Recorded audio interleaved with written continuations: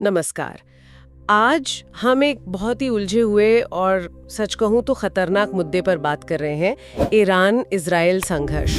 हमारे पास दी unfolding Iran Israel conflict पर आधारित कुछ नोट्स हैं और हम कोशिश करेंगे कि इस तनाव के जो मुख्य पहलू हैं उन्हें थोड़ा आसान करके समझें, मतलब इतिहास से लेकर आज जो चल रहा है उस तक। तो चलिए इसे खोलकर देखते हैं और शुरुआत करते हैं इतिहास से।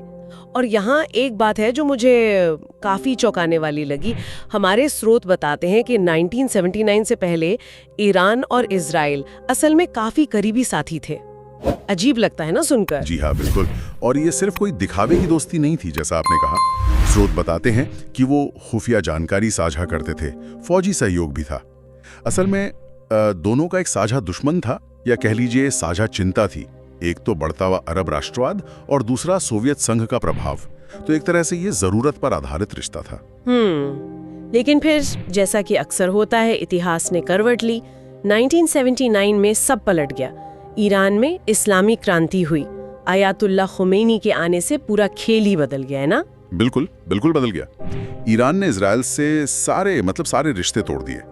तेहरान में जो इजरायली दूतावास था वो फिलिस्तीन मुक्ति संगठन यानी PLO उनको दे दिया गया और इजराइल को सीधे सीधे इस्लाम का दुश्मन घोषित कर दिया। बस यहीं से ये मामला, आप कह सकते हैं, सियासी दुश्मनी से बढ़कर एक गहरी विचारधारा की लड़ाई बन गया। अच्छा, और यहीं से शायद वो दौर शुरू हुआ जिससे हम शैडो वॉर या पर्दे के पीछे की लड़ाई कहते हैं। मतलब ईरान ने अपने प्रॉक्सी गुटों का एक जाल बनाना शुरू किया, जैसे हिजबुल्लाह लेबनान में, हमास गाजा में। हाँ बिल्कुल, हिजबुल्लाह, हमास और फिर सीरिया, इलाक, यमन में भी कई मिलिशिया गुट। इनका मकसद था इजराइल को अस्थिर करना, उसे उलझाए रखना, बिना सीधे सामने आए। और जाहिर है इजराइल चुप नहीं बैठा होगा। नहीं, बिल्कुल नहीं। इजराइल ने भी अपने तरीके से जवाब दिया, गुप्त ऑपरेशंस किए, जैसे वो स्टक्सनेट साइबर हमला, वो काफी चर्चा में रहा था। फिर ईरानी परमाणु वैज्ञानिकों की हत्याएं हुई जिनके आरोप इजराइल पर लगे, और सीरिया में ईरानी ठिकानों पर लगातार हवाई हमले किए। तो ये एक तरह की लुका छिपी, एक परोक्ष युद्ध कई सालों तक चलता रहा। इस सब में एक और बड़ा मुद्दा है, ईरान का परमाणु कार्यक्रम। ये हमेशा से इजराइल के लिए एक बड़ी चिंता का सबब रहा है। हाँ, बहुत बड़ी चिंता। इजराइल इसे अपने अस्तित्व के लिए खतरा मानता है। हालांकि ईरान हमेशा यही कहता है कि उसका कार्यक्रम शांतिपूर्ण मकसदों के लिए है।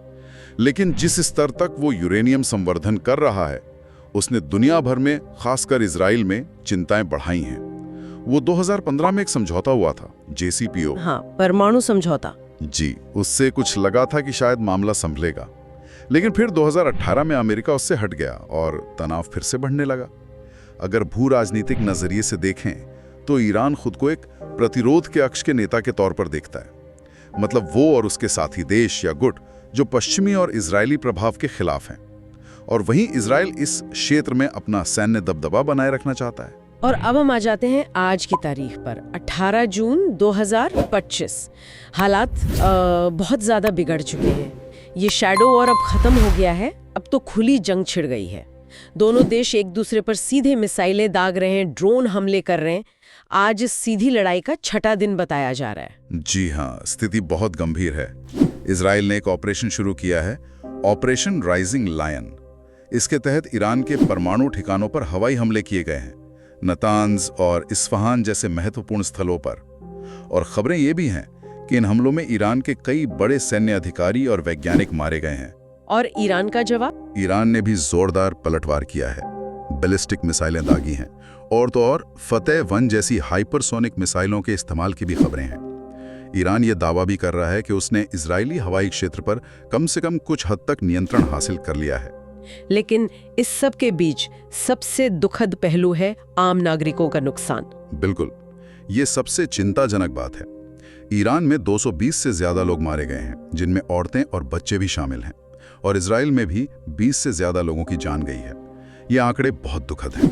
और इस तस्वीर में अमेरिका कहाँ है? अमेरिका पूरी तरह से शामिल दिख रहा है। राष्ट्रपति डोनाल्ड ट्रंप ने तो ईरान से बिना शर्त सरेंडर करने को कहा है, और इलाके में अतिरिक्त लड़ाकू जेट और युद्धपोत भी भेजे गए हैं। अमेरिका का रुख काफी सख्त है।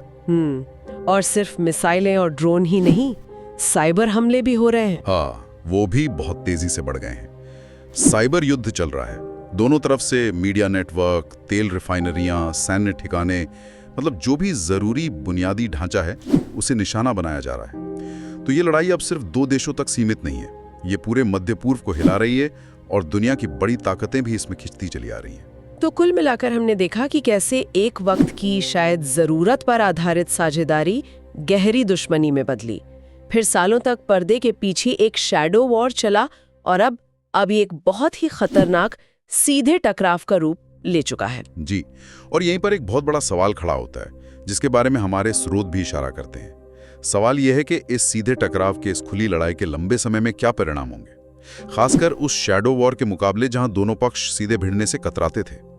ये सोचना बहुत जरूरी है कि ये खुला युद्ध, जहां अब कोई पर्दा नहीं रहा, इस क्षेत्र और शायद पूरी दुनिया के लिए क्या मायने रखेगा, इसके दूरगामी असर क्या होंगे।